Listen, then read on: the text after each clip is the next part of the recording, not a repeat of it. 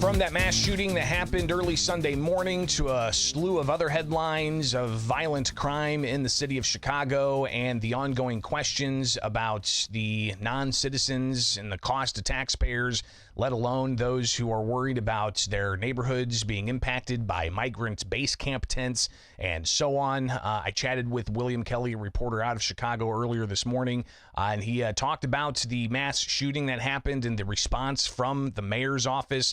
Here's William Kelly. Oof. Well, that was another mass shooting in Chicago, right? In addition to the 35 shot, 5 killed, Mayor Johnson issued a statement after many people questioned why he had not issued any statement on Chicago violent crime. He seems to have a lot to say about things that are happening outside of Chicago, but he finally issued a statement on this particular mass shooting. Unfortunately, it was about gun control. It had nothing to do with the actual facts surrounding the mass shooting in Chicago or any of the real violent crime in Chicago. As I'm sure you know, Greg, the people who are committing violent crime in Chicago, armed robberies and the like, are not FOID card owners, legal gun owners, much less concealed carry. So we're seeing a disconnect between our mayor.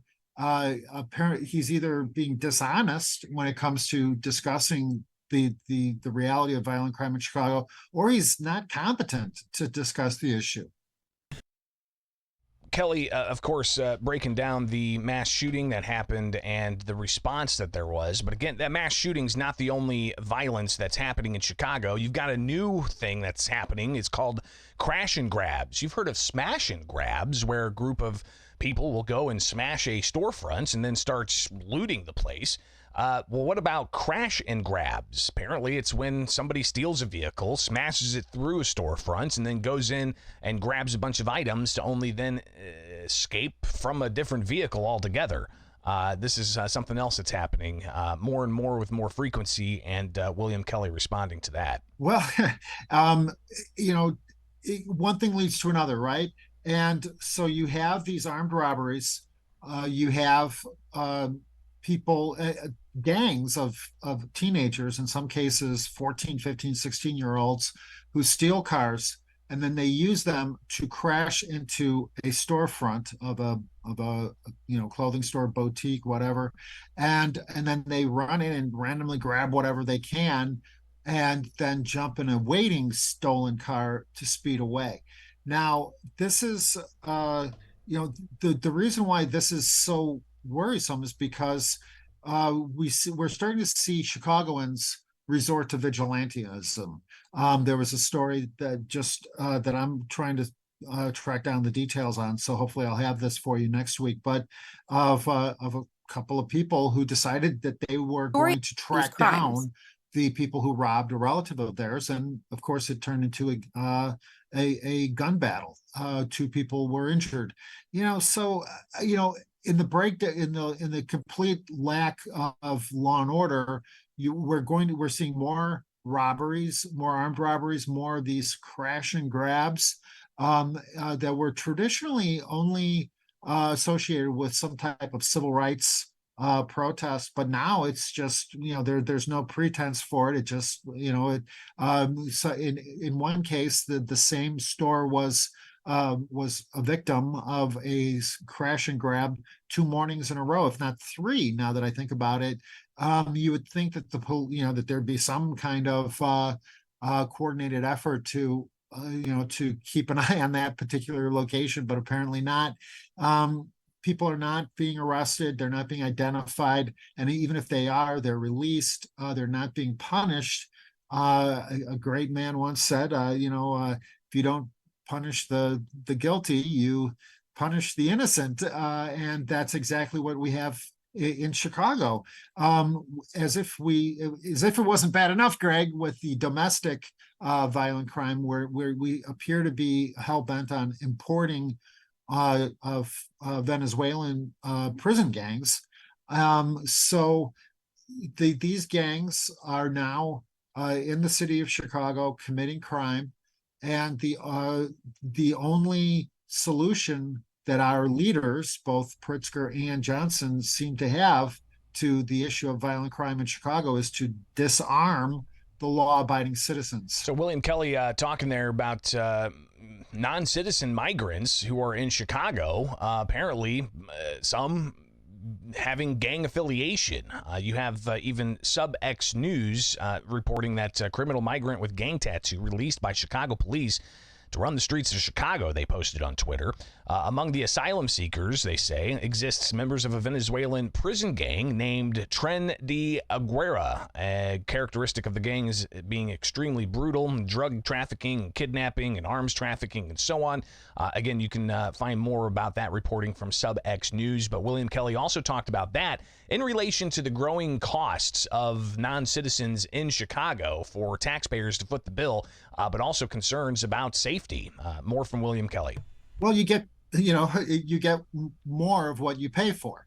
A recent contract was just renewed with a group called Favorite Staffing for $40 million. They run, for example, the Inn of Chicago, this luxury hotel right off the Magnificent Mile that has the largest number of migrants. They recently billed the city of Chicago for 1 week over $500,000, $580,000. What is that money?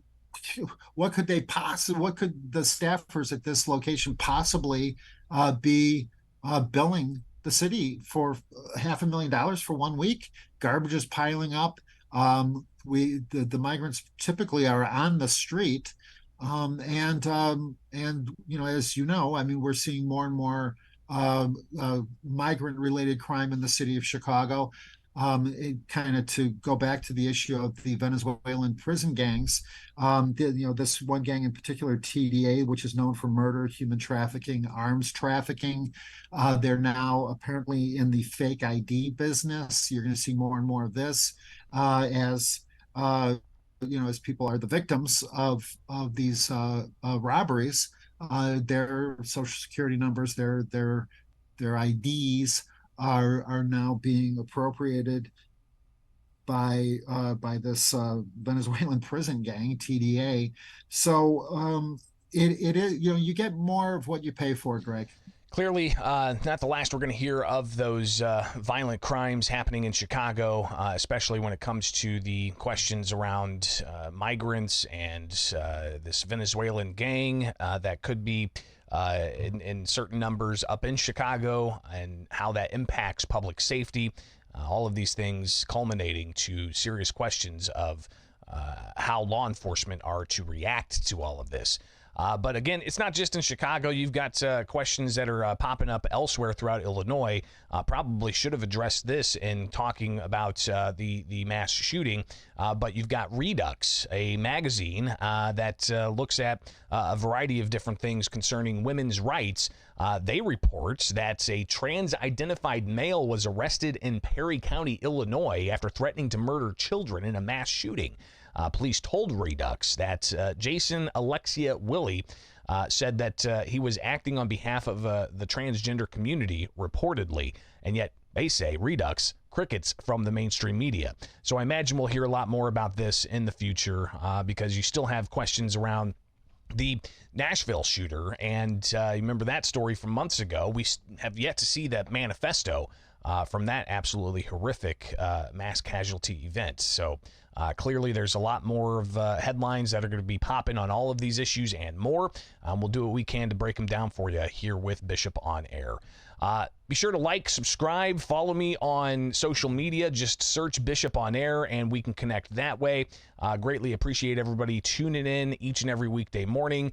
I've got some more patches I need to send to those who did not get them in the mail, so hopefully I can get those out before too long. But appreciate everybody checking in and being part of the program. And like, subscribe, share this amongst your friends, and tell people that if they want to know the latest status on litigation against Illinois gun laws. This is the place to get it each and every weekday morning. So make that happen here with Bishop on Air. Have yourselves a wonderful rest of the day. Will tomorrow, am I going to be in costume? I don't know. I've got a bunch of different costumes from murder mysteries I've done in the past. Maybe I'll bust one of them out. Who knows? Might just have to do a little extra show prep tomorrow. But hey, we'll see you back here tomorrow, all right? It's Bishop on Air. Have a great morning and be safe.